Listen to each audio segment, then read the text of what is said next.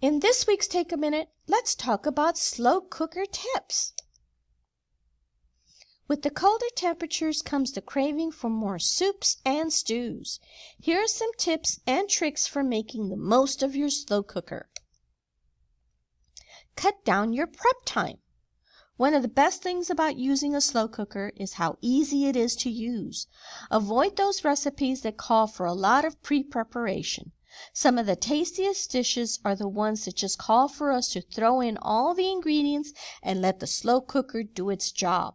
In some cases, a recipe may ask that you cook certain ingredients beforehand, such as onions or meat, but it is not always essential, and it may even give the recipe a whole new twist.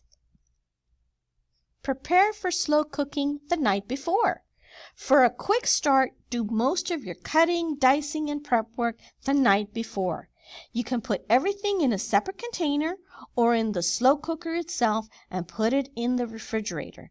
In the morning, transfer the ingredients to the slow cooker or take the slow cooker out of the refrigerator about 20 minutes before turning it on. Choose cheap cuts. Slow cookers are especially designed for using tougher meats because they are tenderized during the slow cooking process. Plus, you can use less meat because the meaty flavor is extracted and permeates the whole dish. So instead, add more vegetables to your dish. Trim the fat from the meat. One of the great things about slow cooking is that it allows you to cook with less fat and oil. So long as the slow cooker has enough moisture, there is little danger of it catching or sticking. The result will be healthier cooking. Reduce the liquid. When using a standard recipe and adapting it to a slow cooker, reduce the liquid by 1/3. Slow cookers have tightly sealed lids that do not let steam escape, so liquids won't evaporate. Use just enough liquid to cover the meat and vegetables. The rule of thumb is about 1/2 to 2/3 full is ideal, but no more than 3/4 full. Also, do not overfill the slow cooker. This will result in spills and uneven cooking. Use flour to thicken sauces. In the same way that tight lids on slow cookers will not allow the liquids to reduce, they also won't allow them to thicken. There are 2 ways to compensate for this. First, roll the meat in seasoned flour before adding it to the slow cooker. Or add corn flour and water to make a paste and add it during the last hour of cooking. Add all ingredients at the start, most of the time.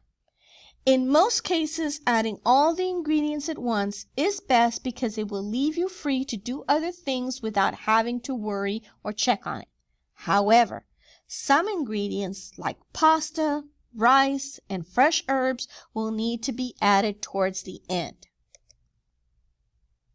Take your time. Use the slow cooker on the low setting as much as possible.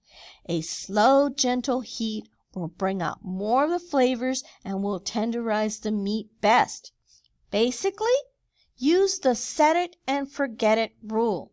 Slow cookers are designed to work on their own, so you don't have to keep checking on it. Remember that every time you take off the lid, it will release some of the heat and it will take longer to cook. And speaking of which, here is the rule of thumb for choosing regular cooking times versus the cooking time in a slow cooker.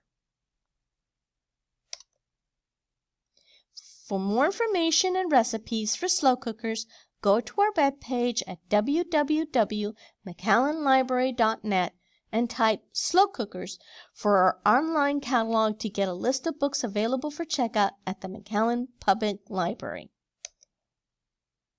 And this is Take a Minute.